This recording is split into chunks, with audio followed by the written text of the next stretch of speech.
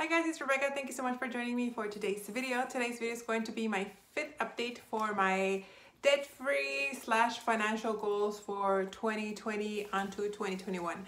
If this is the first video that you guys are watching from me in regards to this topic, maybe around a fourth into the year of 2020, I decided to get really serious about my financial situation. I had done a no-buy in 2018, I think, or 2019, I don't even remember, but I did a no-buy because I was trying to just be smarter with my money and stop spending it on pretty much just makeup. That's where all my money was going to. So I decided to, at the beginning of 2020, I decided to get a little bit more serious about my finances, and I decided to kind of sort of consolidate like my credit card debt into this one credit card who was offering 0% balance on all balance transfers until April of 2021. So my goal is to have this balance all paid off until by the end of March of 2021.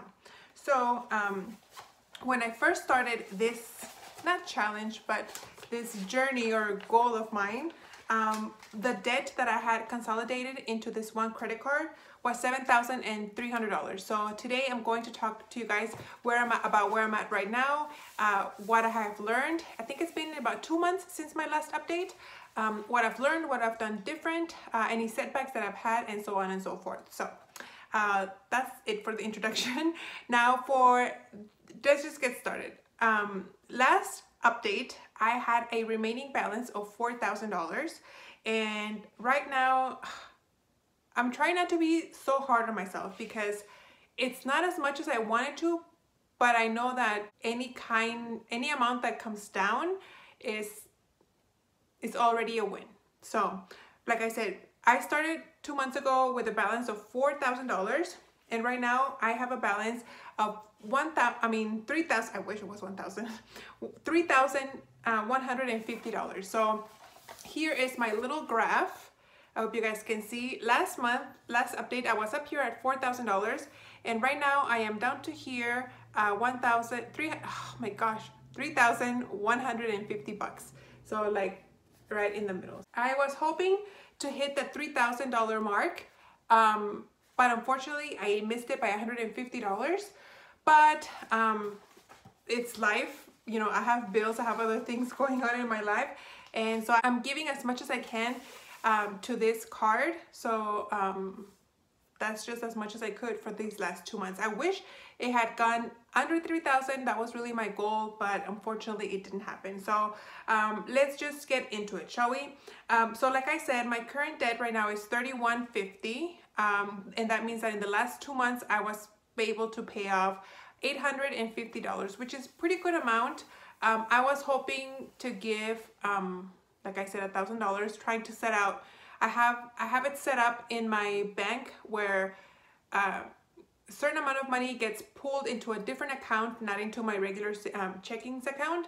It goes to a different account, and that's where I'm trying to pay off this card from. But I did have some expenses that I wasn't expecting, which I'll get into that a little bit later. However, it's not all like defeat, because even though I was only able to pay $850, I was able to pay off 3 credit cards that I had accumulated a balance on. I know. Hear me out and don't judge me too hard. So I said at the beginning of the video that I had gotten balances from all these other little credit cards that I had, and I had consolidated them into this one amount that I'm trying to pay off. But I fell off the wagon, and I had accumulated balance into my Barnes & Noble credit card, my TJ Maxx credit card, and my Ulta credit card. So I was feeling really down on myself because I was like, that was the whole point of getting all my credit cards into one account so that I wouldn't have like debt here, debt there, and debt there.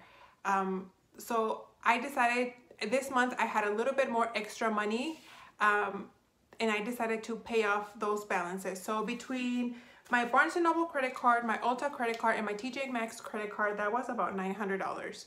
So I am like beating myself up because if you add those $900 to those $850 that I paid off, I would have been down to like $2,500, maybe like $2,300 that I would have had left. So I mean, it is what it is. I made the mistake to go into debt with those credit cards, and I've learned my lesson. As much as I want to pay off this card, this like amount that I owe right now by the end of the year, I know that that's not my original goal. My original goal is to finish paying it off by March 2021. But like in the back of my head, I was like, that would be so awesome if you can pay it off by December, which I could have if I hadn't charged stuff to those 3 credit cards. It is what it is. I need to get over it. I can't be beating myself up over that because there's nothing I can do about it. I already did it. The good thing is that I've already put a 0 balance on those cards, and I just need to learn to stop. Like, I don't need anything. I don't need more books. I have a whole shelf here of books that I can read. I don't need makeup from Ulta because I have a large makeup collection. There's nothing that I can possibly need. And from TJ Maxx, I just buy random stuff from there. So I have plenty of stuff. There's no reason for me to be buying stuff at TJ Maxx. So yeah, just today actually, I was like, oh, I should buy like some fall decorations to make my entryway in my house, like from the outside, make it a little bit more prettier, like a little bit more fall-ish like. And I was like no one's coming over to my house. Like, I'm not letting people come over to my house because it's like COVID land here. So I'm like, why am I going to spend like little, it's just like, I'm having to talk myself out of buying a lot of things that I don't need, just because you guys know I'm an emotional shopper. I'm a stress shopper. It just makes me feel better to shop. And sometimes like after a hard day at work, I'm just like, I just want to feel better and I just want to buy something.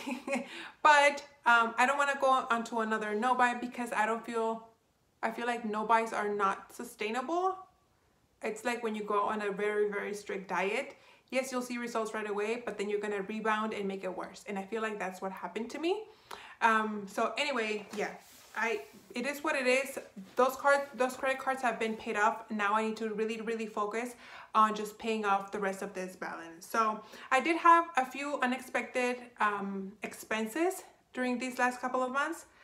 You guys know my dog, the Husky, Buddy, he had leg surgery, and I have to go every 4 weeks to get x-rays for his follow-ups, and those x-rays cost money. So, I mean, what am I gonna do now? Take him for his follow-ups? Like, I have to know how he's doing. And thankfully, this last time when we went to the vet, he said that he didn't need to follow up this month. He just needs to follow up at the end of November, and hopefully that'll be our last follow-up, and then he can get discharged. So fingers crossed that he gets discharged, because it's about $100 every time I go visit the vet. So that would be a nice chunk of money that I could save for stopping going to the vet. And then my truck, I did have to take my truck in for an oil change, and when I went in, they told me that the air filter was really dirty and it needed a replacement too.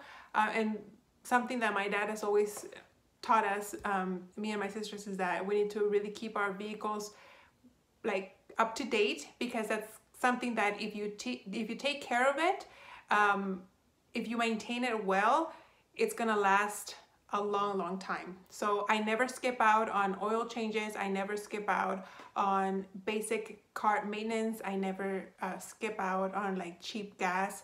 That's something that, you know, so it was always instilled into me that if I take good care of my car, it'll last me a long time. So that's that. And then I got stranded a couple of days ago at Walmart. Actually, the battery died, and I had to call somebody to come jumpstart me, and then I took it to the agency, to the dealership, and then they told me that yes, the battery was completely dead and I had to get a new one. And I didn't realize how expensive batteries were. So yeah, I had to spend money on that. So that was another unexpected expense.